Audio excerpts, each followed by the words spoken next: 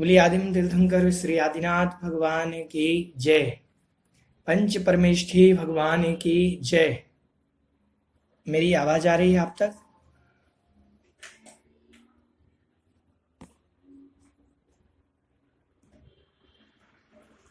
मेरी आवाज आ रही है आप तक? एक बार बता दें। जी चलिए, हाथ जोड़ लेंगे सभी लोग, मंगलाचरण करेंगे। नमो अरिहंताणम्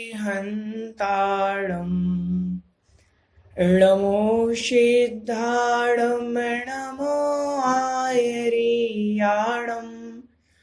नमो वज्रायाणम् नमो लोये शवसाहूढम् जीवमजीवमदवम्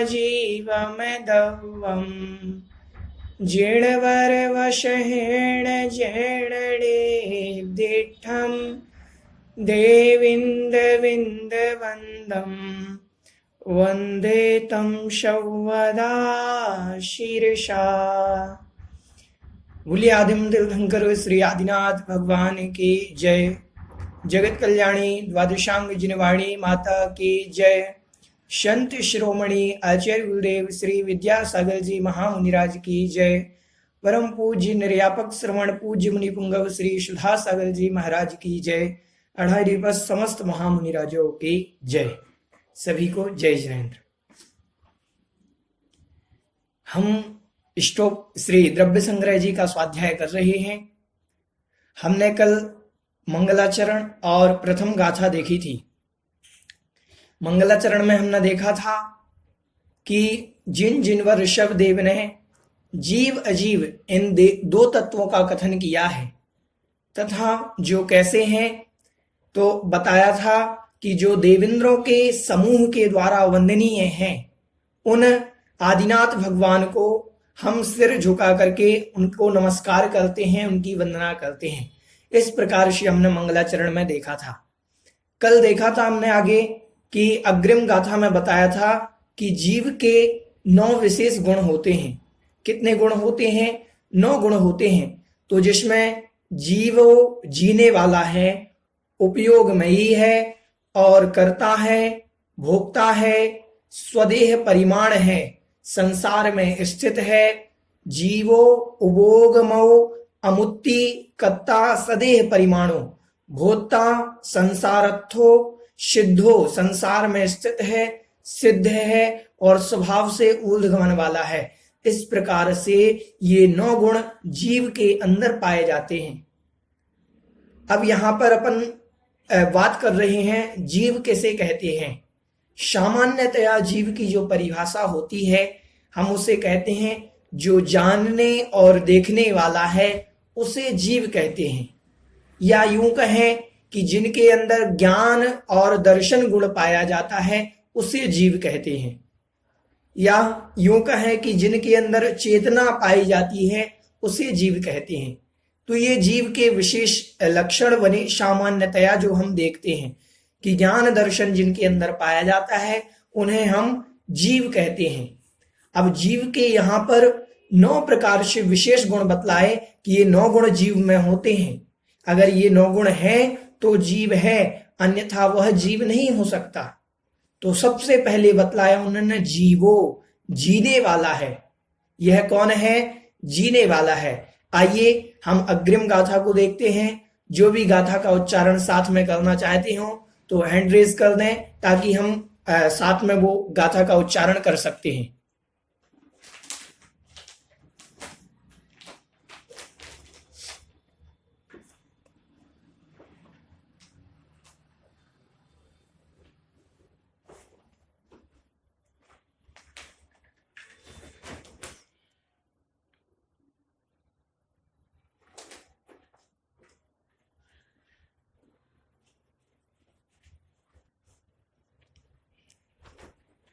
कल हमने 2 गाथाएं देख ली थी।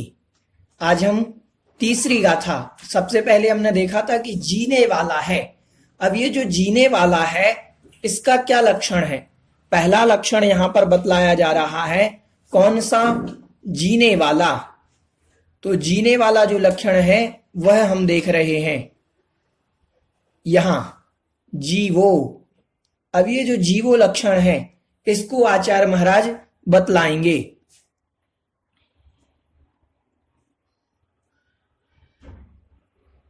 आइए हम गाथा क्रमांक 3 का उच्चारण करते हैं। यदि कोई उच्चारण करना चाहते हो तो हैंड रेज करें, साथ में वो उच्चारण करेंगे।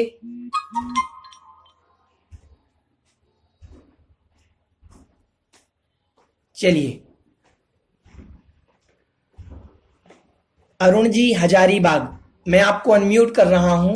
अरुण जी हजारीबाग, ये साथ में गाथा का उच्चारण करेंगे। अरुण जी हजारीबाग, चलिए।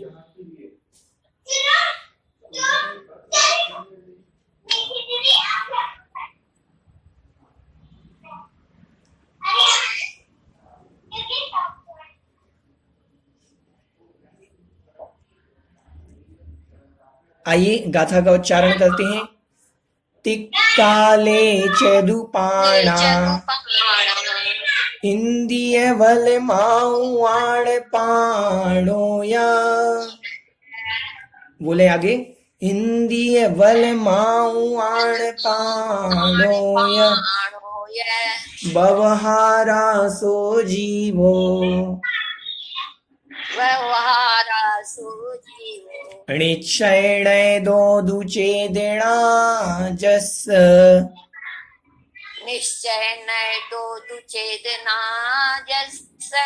चलिए एक बार मैं उच्चारण कर रहा हूं, ध्यान से गाथा को देखें।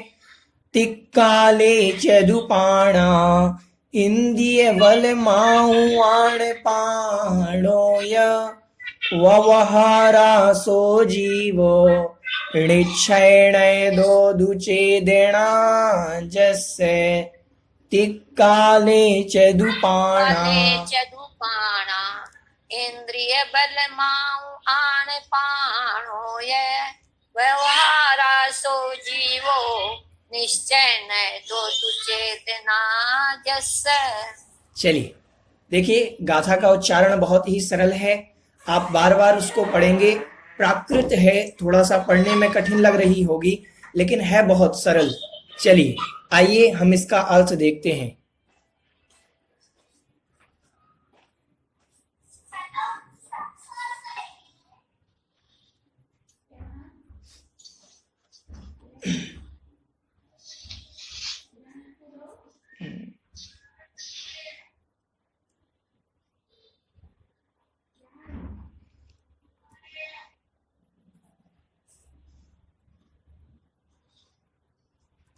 तिक्काले, जीवो मतलब जीव जो है जीने वाला है।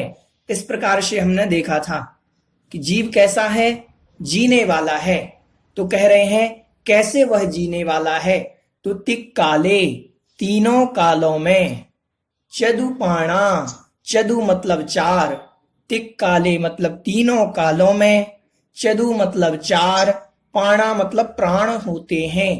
तीनों कालों में चार प्राण होते हैं। जिस जीव के चार प्राण होते हैं, एक बार आवाज आ रही है किसी की, मैं म्यूट कर दूं सबको।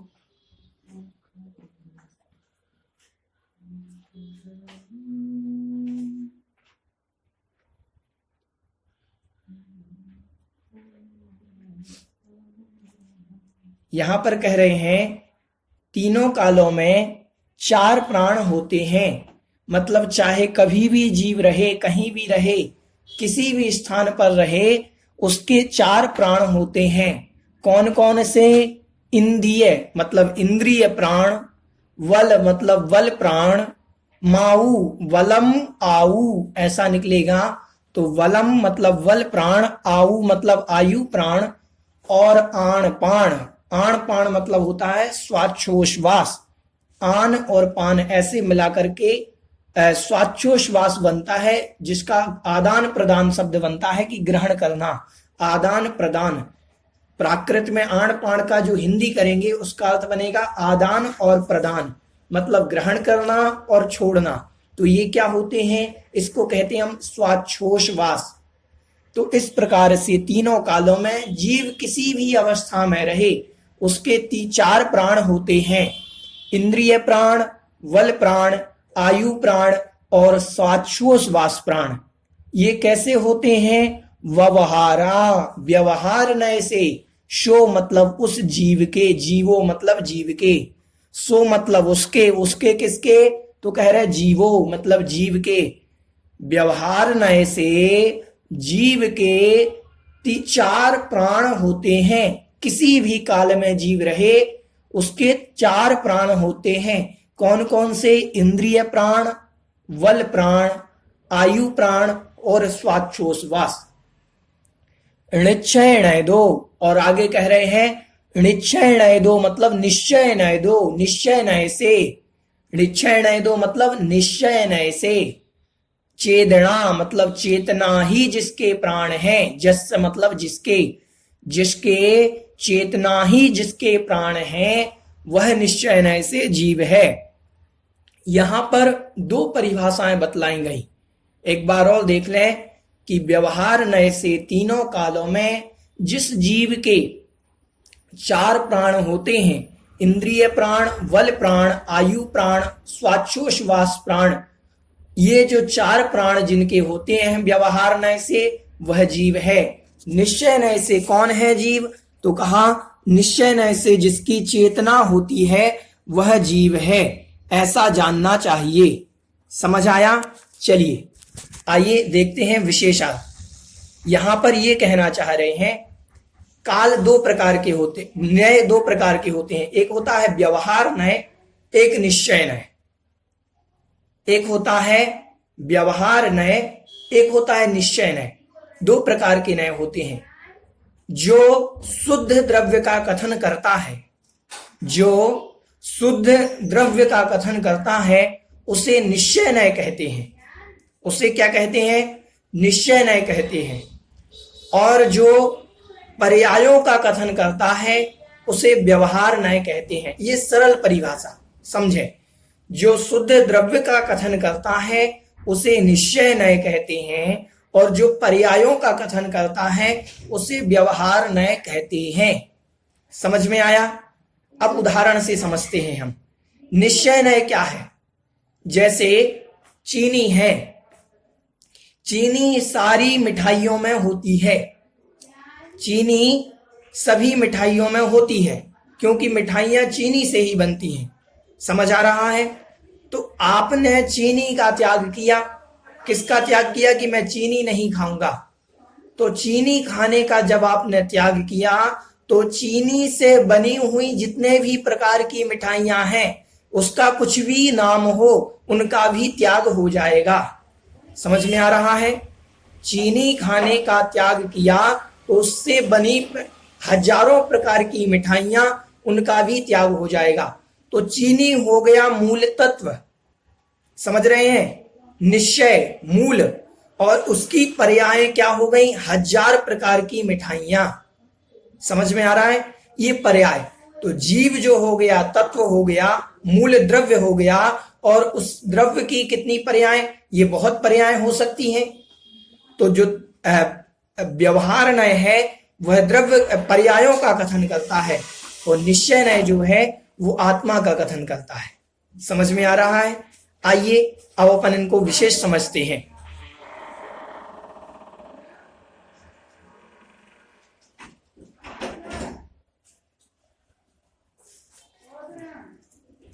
यहां पर कह रहे हैं, भावार्थ देखेंगे।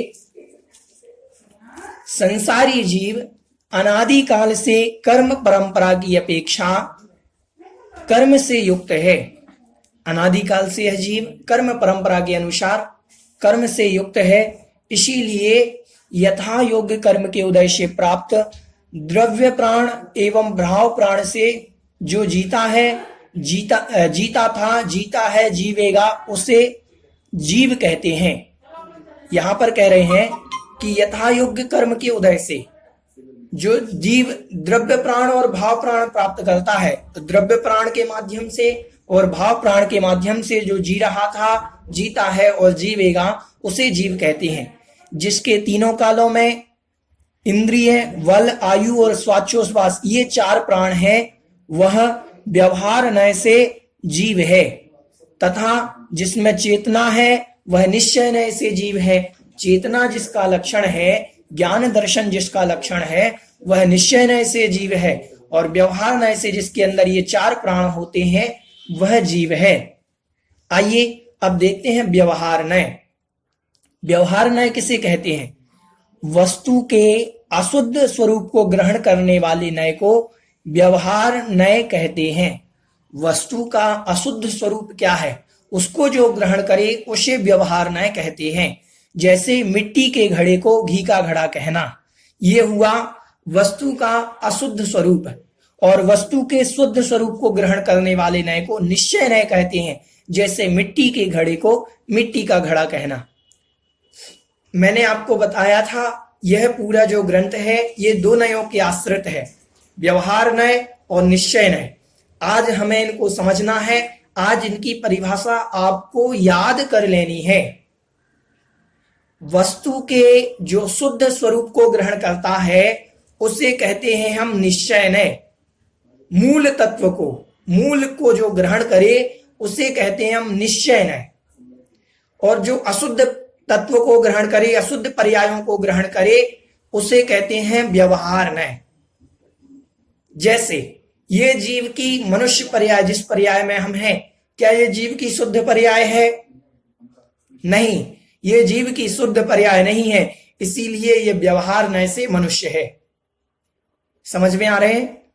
निश्चय नय से ये आत्मा है और व्यवहार नय से जो मैं कह रहा हूं कि मैं ये हूं, मैं मनुष्य हूं, मैं त्रियंच हूं, मैं नारकी हूं, मैं देव हूं, तो ये निश्चय व्यवहार नय से हुआ।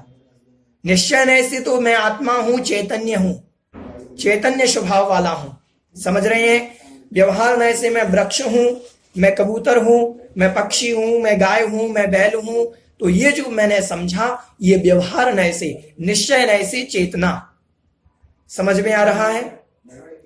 निश्चय नय से चेतना जिसका लक्षण है वह जीव है। और व्यवहार नय से जिसके इंद्रिय, बल, आयु, स्वाच्छोश्वास ये होते हैं, अपन इनको घटाते हैं व्यवहार नय से। मान लीजिए हमने कहा कि 3 इंद्रिय वाला जीव ले आओ, तो 3 इंद्रिय वाला जीव कौन है? मैं तो जाऊंगा नहीं 3 इंद्रिय में। कौन जाएगा? चींटी जाएगी। 3 इंद्रिय में कौन आएगा? चींटी आएगी। तो चींटी 3 इंद्रिय में आ गई।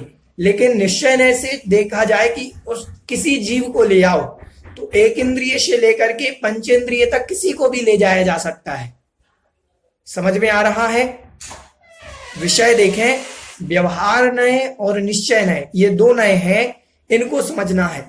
जो सामान्य कथन करता है उसे कहते हैं निश्चय नय। सामान्य से हम सब जीव हैं, इसमें कोई भेद नहीं है कि आप 1 इंद्रिय है कि 2 इंद्रिय है कि हमें इससे कोई मतलब नहीं। सामान्य से हम सब जीव हैं, तो ये निश्चय नय का कथन हुआ। अब व्यवहार नय क्या कथन करेगा? नहीं, आप मनुष्य गति के जीव हैं, ये त्रियंच गति का जीव है, ये मनुष्य, ये देव गति का जीव है, ये नरक गति का जीव है। समझ में आ रहा है विषय? व्यवहार नय विशेष का कथन करता है और निश्चय नय सामान्य का कथन करता है। सामान्य से सबको ग्रहण किया जाता है। जैसे एक कक्षा में 25 विद्यार्थी हैं, मैंने कहा सारे विद्यार्थियों को बुलाओ, तो स्कूल के जितने सारे 500 विद्यार्थी थे वो सारे आ गए। मैंने विद्यार्थियों के लिए कहा तो विद्यार्थी जितने थे सब आ गए। अब मैंने कहा कि जो 5वीं कक्षा के विद्यार्थी हैं वो आ जाएं, तो 5वीं कक्षा के जो विद्यार्थी थे वो आ गए। तो ये जो 5वीं कक्षा का कथन किया, विद्यार्थी तो 6वीं वाला भी है, 7वीं वाला भी है, 8वीं वाला भी है, लेकिन जो 5वीं कक्षा का जो विशेष कहा, इसका नाम व्यवहार है। तो व्यवहार जीव की पर्यायों का कथन करता है, जीव में भेद डालता है, अंतर डालता है। व्यवहार नय, समझ रहे हैं? जीव से शब्द जीव ग्रहण किया, चेतना ग्रहण की, तो चेतना पेड़ के अंदर भी पाई जाती है, गाय के अंदर भी पाई जाती है, कबूतर के अंदर भी पाई जाती है, मनुष्य के अंदर भी पाई जाती है, देवताओं के अंदर भी, चेतना सबके अंदर पाई जाती है। तो ये निश्चय नय कहेगा कि चेतना सब में है। अब व्यवहारनय कहेगा ये मनुष्य गति है, ये त्रियंच गति है, ये देव गति है। तो जो वस्तु के अशुद्ध स्वरूप का कथन करे उसको कहते हैं हम व्यवहारनय। और निश्चय नय शुद्ध स्वरूप का कथन करता है, आत्मा का कथन करता है, सामान्य से जीव को ग्रहण करता है, बाकी की अन्य वस्तुओं को ग्रहण नहीं करता। समझ में आया? व्यवहारनय और निश्चय नय। चलिए आइए और विशेष पढ़ते हैं, आगे क्या लिखा था।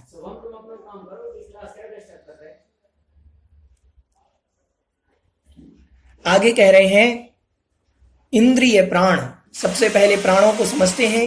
4 प्रकार के प्राण होते हैं। इंद्रिय प्राण, इंद्रिय प्राण द्रव्य इंद्रियों के निमित्त से उत्पन्न हुए छायोपशमिक भाव को इंद्रिय प्राण कहते हैं। द्रव्य इंद्रिय क्या है? जो हमारी इंद्रिय ये दिख रही है, इनके निमित्त से उत्पन्न हुए छायोपशमिक भाव को इंद्रिय प्राण कहते हैं। अब छायोपशमिक भाव क्या है? देखो, छायोपशमिक भाव को समझना। क्षयोपशम का भाव आत्मा में होता है, शरीर में नहीं। ध्यान से सुनना। द्रव्य इंद्रिय हमारी भी है, आपकी भी है। आपकी भी स्पर्शन इंद्रिय है, आपकी भी घ्राण इंद्रिय है, आपकी भी कर्ण इंद्रिय है, हमारी भी कर्ण इंद्रिय है। ये हुई द्रव्य इंद्रिय, सबके पास है। एक कुत्ते के पास भी कर्ण इंद्रिय है, कुत्ता भी पंचेंद्रिय जीव है। लेकिन हम एक तरह से देखें तो छायोपशमिक भाव इंद्रियों का किसके पास ज्यादा होता है? तो किसी का क्षयोपशम भाव, कोई सर्दी सहन कर पाता है, कोई नहीं कर पाता है। कोई अभी इस समय गर्म पानी से नहाएगा, कोई ठंडे पानी से भी नहा सकता है। तो इसमें जो सहन करने की शक्ति है, छायोपशमिक भाव आत्मा के अंदर होता है। समझ में आ रहा है? उसको कहते हैं भाव इंद्रिय या भाव प्राण। उसे क्या कहते हैं? भाव इंद्रिय या भाव प्राण। समझना ध्यान से। अंदर के क्षयोपशम भाव को, जो आत्मा में हमें क्षयोपशम प्राप्त हुआ है, आत्मा में जो हमें क्षयोपशम प्राप्त हुआ है, उसको हम कहते हैं भाव प्राण। और ये जो बाहर से प्राप्त हुआ है, इसको हम कहते हैं द्रव्य प्राण। समझ में आ रहा है विषय? आत्मा में जो क्षयोपशम की उपलब्धि हुई, हमारा मन कैसा है, अच्छा है, बुरा है, कितना ग्रहण कर पाता है, हम यहां पढ़ा रहे हैं। ध्यान से सुनना। पढ़ाते समय आपने पढ़ाई की और पढ़ते समय कौन कितना ग्रहण, कैचिंग पावर जो आपकी है, कौन कितना ग्रहण कर पा रहा है। तो ये जो ग्रहण करने की शक्ति है, कौन कितना ग्रहण पा रहा है, ग्रहण कर पा रहा है, तो वो जो ग्रहण करने की शक्ति है वो अपना क्षयोपशम है। इसको कहते हैं हम क्षयोपशम भाव, अंदर की शक्ति। मन सबके पास है, सारे स्टूडेंट पढ़ने वाले हैं, सभी लोग पढ़ने वाले हैं, सबके पास मन है। द्रव्य प्राण तो सबके पास है, लेकिन भाव प्राण का क्षयोपशम सबका अलग अलग है। समझ में आया? अब समझ में विषय आ रहा है? बहुत ही सरल है। थोड़ा सा द्रव्य भाव में इनको समझे कि द्रव्य प्राण जो बाहर दिख रहा है, समझ में आ रहा है? ये जो दिख रहे हैं हमें द्रव्य प्राण दिखाई देने वाले, भाव प्राण जो इसके अंदर क्षयोपशम है, शक्ति है इसके अंदर देखने की, जानने की, सुनने की, सूंघने की। ये जो अंदर शक्ति है, कौन कितना सुन सकता है, कौन किसकी कितनी तीव्र दृष्टि है, तो ये अंदर का क्षयोपशम अपना अपना है। तो इसको कहते हैं हम भाव प्राण। समझ में आया? तो हमने सबसे पहले समझा इंद्रिय प्राण को। इंद्रिय प्राण में हमने समझा था कि द्रव्य इंद्रियों के निमित्त से, द्रव्य इंद्रिय जो हमारी हमें दिख रही हैं, स्पर्शन, रसना, घ्राण, चक्षु, कर्ण, ये जो दिख रही हैं, इन द्रव्य इंद्रियों के निमित्त से जो हमारे लिए उत्पन्न छायोपशमिक भाव है, उसको हम इंद्रिय प्राण कहते हैं। अब कह रहे हैं बल प्राण, अनंत शक्ति के एक भाग प्रमाण। अनंत शक्ति के एक भाग प्रमाण मन, वचन और काय के निमित्त से उत्पन्न हुए बल को बल प्राण कहते हैं। अनंत शक्ति जो है, जो अनंत शक्ति कही, जैसे अनंत सिद्ध भगवान के पास है अनंत शक्ति, उस अनंत शक्ति के एक भाग प्रमाण उस शक्ति के बराबर इतना भाग प्रमाण मान लें, उसका एक भाग, अनंत का एक भाग जो होगा, उस भाग को प्रमाण मान करके मन, वचन और काय के निमित्त हमारा जो द्रव्य मन है, हमारी जो वचन के लिए मुख आदि ये जो बनी हुई है द्रव्य वर्गणा, द्रव्य मन, और काय मतलब ये जो शरीर, इनके निमित्त से उत्पन्न हुए बल को हम बल प्राण कहते हैं। समझ में आ रहा है? ऐसे ही समझना कि इन द्रव्यों, मन, द्रव्य इंद्रिय, द्रव्य मन, द्रव्य शरीर, द्रव्य वचन, यहाँ जो बोलने का मुख आदि ये जो साधन है, इनके निमित्त से हुई जो शक्ति है उसको कहते हैं बल प्राण। आयु प्राण, जिसके उदय से जीव भव संबंधी जीवन और क्षय से मरण होता है। जिसके उदय से भव संबंधी मतलब संसार संबंधी, जीवन मतलब जिसके उदय में तो जीवन प्राप्त होता है और जिसका क्षय हो जाए तो मरण हो जाता है, उसे आयु प्राण कहते हैं। ध्यान से समझे, यहां पर बल प्राण कहा, ये बल मतलब शरीर सबको मिला, शरीर में जो शक्ति अपन को प्रदान हुई, शक्ति जो हमें मिली, उसका नाम अंदर जो अपनी अपनी सहनन शक्ति है, अपनी जो मन की शक्ति है, अपनी जो वचन की बोलने की शक्ति है, तो ये सब जो प्राप्त हुई, ये अंदर का जो क्षयोपशम है उसको बल प्राण कहते हैं। समझ में आया? इंद्रिय बल आयु, जिस कर्म के उदय से संसार संबंधी अगर हमें जीवन मिल रहा है जिसके उदय में, और जिसके ना रहने पर, जिसका उदय समाप्त हो जाए, जिसके क्षय होने पर हमारा मरण हो जाता है, उसको हम आयु प्राण कहते हैं। उसे क्या कहते हैं हम? आयु प्राण। मान लीजिए हम 60 वर्ष की आयु लेकर के आए, तो 60 वर्ष तक जब तक वो उदय में रहेगी, तो जो जिसके कारण हम जीवन जी पा रहे हैं उसको हम आयु कहते हैं, आयु प्राण कहते हैं। और उसके खत्म होते ही हमारा मरण हो जाता है, तो उसको हम मरण होते ही जो हमारा जीवन समाप्त हो जाता है, इसके जिसके उदय से ये सब हमें प्राप्त हो रहा है, ये समय जो हमें प्राप्त हो रहा है जीने का, उसको हम कहते हैं आयु प्राण। समझ में आ रहा है? इंद्रिय प्राण, बल प्राण, आयु प्राण। और स्वाक्षोश्वास, आगे देख रहे हैं, स्वाक्षोश्वास प्राण किसे कहते हैं? तो कहा कि जिसके उदय स्वाक्षोश्वास, शरीर में जिसके शरीर में किसी भी प्रकार के वायु के आने जाने को स्वाक्षोश्वास प्राण कहते हैं। मुख से श्वास उच्छ्वास निकालना, मुख से श्वास उच्छ्वास निकालना, ग्रहण करना और निकालना श्वास को मुख के माध्यम से, रोम छिद्रों से वायु का आना जाना, नाड़ी द्वारा संचरण होना इत्यादि। स्वाक्षोश्वास जो होता है हमारे शरीर के छिद्रों से होता है। मूलतः अपन देखते हैं कि नाक के माध्यम से हम हवा को ग्रहण करते हैं और छोड़ते हैं, मुख के माध्यम से हवा को ग्रहण करते हैं और छोड़ते हैं, और इन रोम छिद्रों के माध्यम से, शरीर में जो रोम छिद्र हैं इनके माध्यम से भी हवा का आना जाना होता है। तो इसे कहते हैं हम स्वाक्षोश्वास प्राण। समझ में आ रहा है? जीव के 4 प्राण होते हैं व्यवहार नय से। पहला इंद्रिय प्राण, बल प्राण, आयु प्राण और स्वाक्षोश्वास, 4 प्राण। अब इंद्रिय प्राण 5 प्रकार के। इंद्रिय कौन कौन सी? स्पर्शन इंद्रिय, रसना इंद्रिय, घ्राण इंद्रिय, स्पर्शन, रसना, घ्राण, चक्षु और कर्ण, 5 इंद्रिय। इंद्रिय प्राण के कितने भेद बने? 5 भेद।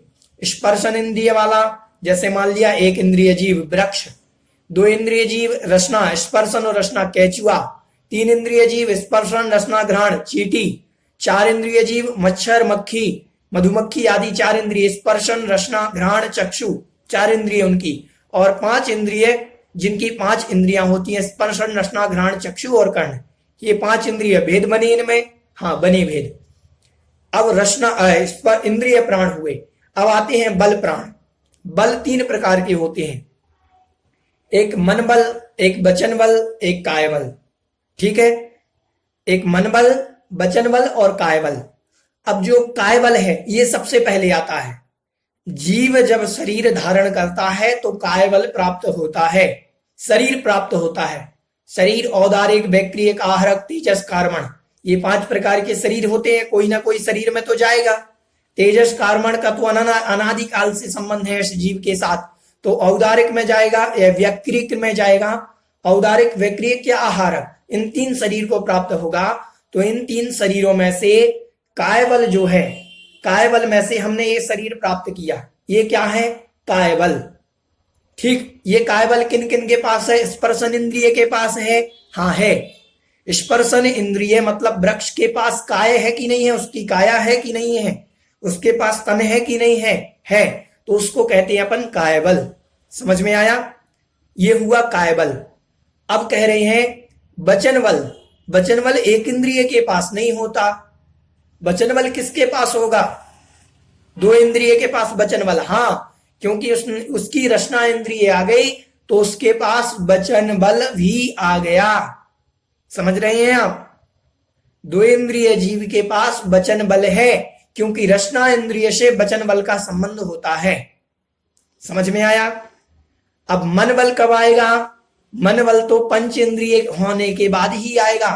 ना पहली इंद्रिय में मन बल आता है, ना दूसरी इंद्रिय में, ना तीसरी में, ना चौथी में, ना पांचवी में। पांचवी में जो संगी होगा उनके ही आएगा।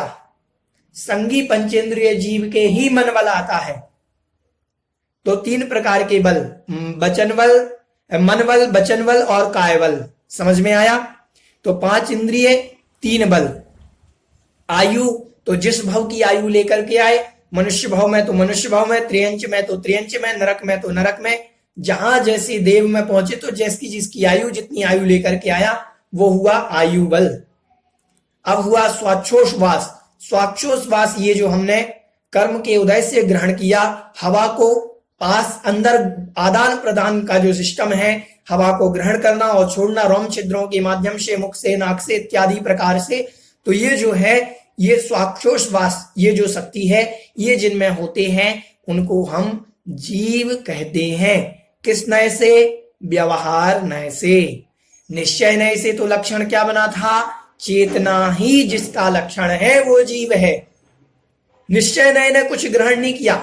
निश्चय नय ने तो एक शब्द कहा कि चेतना, अब जिसमें पाई जाती है वो सब जीव।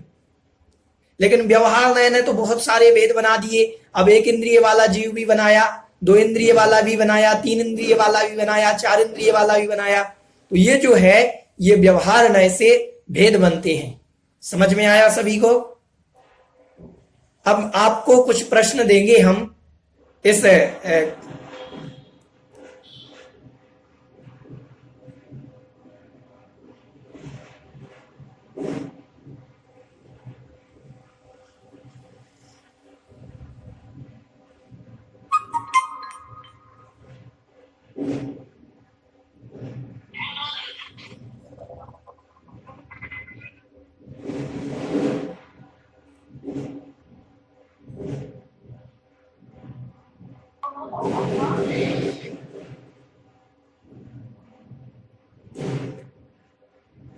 चलिए 40 मिनट हो गए थे, इसीलिए कक्षा कट हो गई थी। आइए, तो हम देख रहे थे कि 4 प्रकार के जो प्राण हैं। अब आपको हमने बता दिया इंद्रिय प्राण, बल प्राण, आयु प्राण और स्वाक्षोश्वास। अब आपका ये होमवर्क है, आप ग्रुप पर कॉपी में लिख करके 1 इंद्रिय में कितने प्राण होते हैं, 2 इंद्रिय में कितने प्राण होते हैं, उनके नाम लिखना है। जैसे 1 इंद्रिय में कौन सा प्राण बना, देखो हम 1 इंद्रिय का प्राण आपको बता देते हैं। 1 इंद्रिय में हम इंद्रिय प्राण लगाते सबसे पहले। इंद्रिय प्राण में से कौन सा, कितने प्राण बनेंगे? एकमात्र स्पर्शन इंद्रिय प्राण बनेगा 1 इंद्रिय जीव में। कौन सा? स्पर्शन इंद्रिय। तो आपको ऊपर लिखना है 1 इंद्रिय और स्पर्शन इंद्रिय। अब आते हैं बल प्राण। बल प्राण 3 प्रकार के होते हैं। तो बल, हाँ, नए किसे कहते हैं, आपके प्रश्न का उत्तर दिया जाएगा। अब बल प्राण किसे कहते हैं? तो कह रहे हैं बल प्राण। अब बल कितने होते हैं 1 इंद्रिय में? तो लगा ले, मन होता है, नहीं होता है, वचन होता है, नहीं होता है, काय होता है, हाँ काय बल होता है। तो दो प्राण हो गए। समझ में आ रहा है? आयु होती है और स्वाक्षोश्वास। तो 1 इंद्रिय जीव में 4 प्राण होते हैं। समझ में आया? 1 इंद्रिय जीव में कितने प्राण? 4 प्राण होते हैं। ऐसे ही आपको 2 इंद्रिय, तीन इंद्रिय, चार इंद्रिय, संगी पंचेंद्रिय, असंगी पंचेंद्रिय। संगी पंचेंद्रिय और असंगी पंचेंद्रिय, इनमें आपको प्राण लगाना है। उसके बाद कल हम केवली भगवान में कितने प्राण होते हैं इसको समझेंगे। तो आज आपका ये होमवर्क है, अभी आप करके आप ग्रुप पर डाल सकते हैं। तो आप अपने इन प्रश्नों को बना उत्तर को लिख करके कॉपी में और ग्रुप पर डाल दें, किस जीव में कितने प्राण होते हैं। ठीक है, एक इंद्रिय में कितने, दो इंद्रिय में कितने, तीन इंद्रिय में कितने, चार इंद्रिय में कितने, संगी पंचेंद्रिय में कितने, असंगी पंचेंद्रिय में कितने, किस जीव में सबसे ज्यादा प्राण, किस जीव में सबसे कम प्राण, ऐसे बना करके आप डाल सकते हैं। नय किसे कहते हैं, यहां पर प्रश्न आया है कि नय किसे कहते हैं। तो कहा वक्तुर अभिप्राया नयः, वक्ता के अभिप्राय को नय कहते हैं। वक्ता किस अभिप्राय से कह रहा है, वक्तुर अभिप्राया नयः। समझे, ध्यान से सुने, नय बहुत अच्छी, दो आगम में शब्द होते हैं, एक प्रमाण और एक नय। नय कहते हैं वक्ता के अभिप्राय को समझना। मैंने कहा कि हम सब समय सार जी जैसे महान ग्रंथों के लिए हम सब तो बुद्धू हैं उसको समझने के लिए। क्या कहा, हम सब बुद्धू हैं। तो बुद्धू मतलब ऐसा नहीं है कि हम पढ़े लिखे नहीं हैं।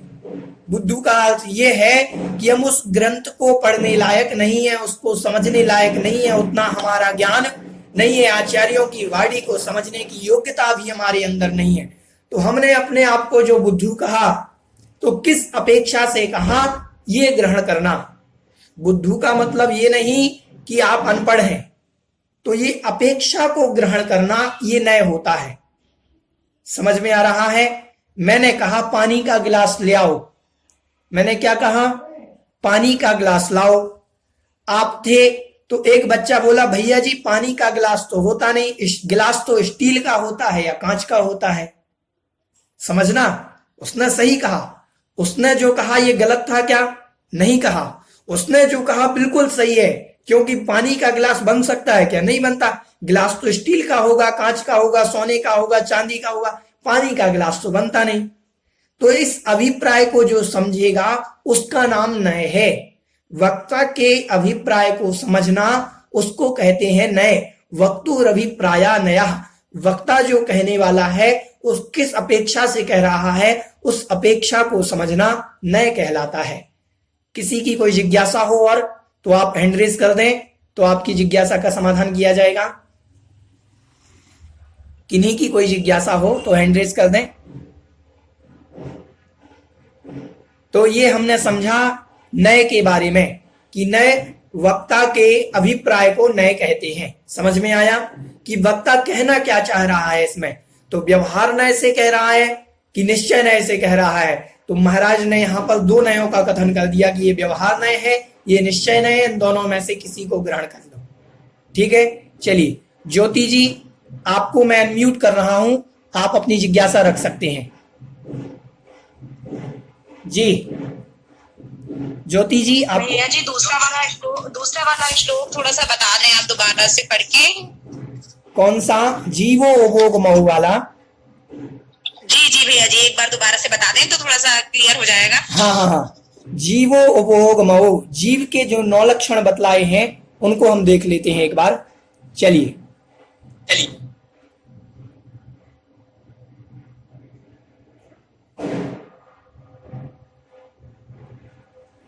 जीवो मतलब जीव जो है जीने वाला है, जो हमने अभी प्राण पढ़े ये इसी का वर्णन चल रहा है, जीने वाला है। उपभोगमयो उपयोगमयी है दूसरा गुण। तीसरा गुण अमुत्ति मतलब अमूर्तिक है, दिखाई नहीं देने वाला है। चौथा मतलब कर्ता, कर्ता मतलब करता है, करने वाला है, अपने परिणामों का अपने कर्मों का जो करने वाला है। सदेह परिमाणों अपने शरीर के बराबर है, जितना शरीर उतनी उसकी आत्मा, उतना वह जीव। भोक्ता मतलब भोगता है, अपने कर्मों का अपने परिणामों का भोगता है। संसारत्थो संसार में स्थित है। तो ये हुआ 7वां भेद। जीवो मतलब जीने वाला पहला, उपयोगमयी दूसरा, अमुत्ति तीसरा, कर्ता चौथा, सदेह परिमाण 5वां, भोक्ता मतलब भोगता 6वां, संसारत्थो 7वां, सिद्धो मतलब सिद्ध है ये 8वां भेद हुआ। और विश्व सोढ़ गई, विश्व सह मतलब स्वभाव से, उढ़ गई मतलब ऊर्ध्वगमन वाला है, ये 9वां भेद हुआ। तो 9 विशेष गुण जीव के अंदर पाए जाते हैं। इन 9 गुणों की चर्चा हम कर रहे हैं। इनमें प्रथम गुण जो जीवो था, उस जीवों के अंतर्गत हमने ये गाथा पढ़ी थी कि 3 काल में जीव के इतने प्राण होते हैं, इंद्रिय प्राण, बल प्राण, आयु प्राण,